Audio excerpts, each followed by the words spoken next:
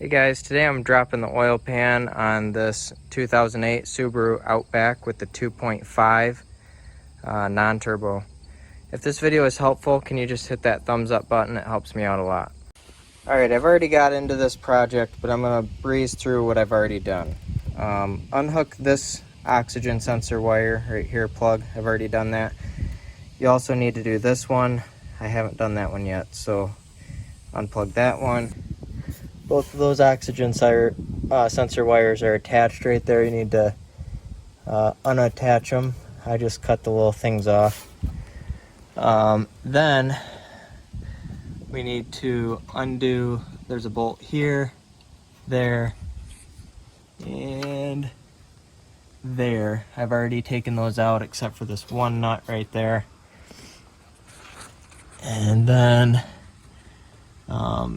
I just kind of set this back up here, but there's a bolt right there, and then you can see the hole where the other one is right there. Those three need to come out.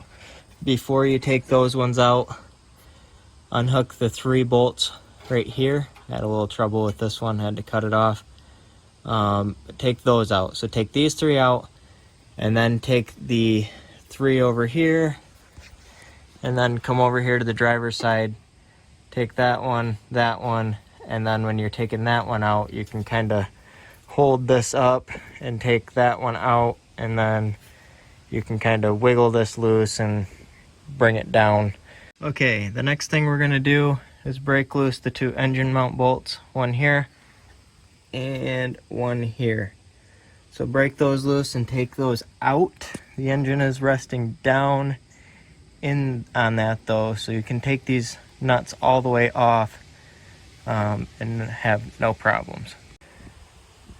Okay, at this point you need to lift the engine up a little bit. My wife took the truck with chains, so I'm trusting my hands to this ratchet strap. Before you start lifting your engine up, you should come back here and unhook this bar that runs right here. It's called the dog bone, most people call it. I took out that bolt right there, and that's going to allow your engine to come straight up and straight back down on reassembly. So let's look underneath and you can see why we need to lift the engine up. Okay, so as you can see, there are 4 bolts back here that we need to get to that without the engine lifted up, there's no way you can get your hand in between here to get those. So you're going to need to remove all the bolts all the way around the oil pan here, and then you can pull the oil pan down. Hopefully you can pull it out of here. If you want a bit of extra safety, I'm taking some boards and shoving it in between this cross member and the bottom of the engine up here. And this one I shoved up here between the bolt and the cross member. Just in case that ratchet strap breaks, this will fall down on the cross member and pinch there, and it'll leave some room so I don't get my hand caught in here. Alright, we've got all the bolts out from around the pan here. You're going to have to get something in here and pry this apart most likely. I think this pan has been off before. There's probably some RTV in here. But you'll have to get something to pry to pop this off because it's probably stuck on there pretty good. Alright, got the pan off. So I put a set of vice grips on here. You're just going to have to wiggle the pan back and forth and pull out on this. Just keep working it. There's a couple of tight O-rings on here, but it'll slide off. And there you go.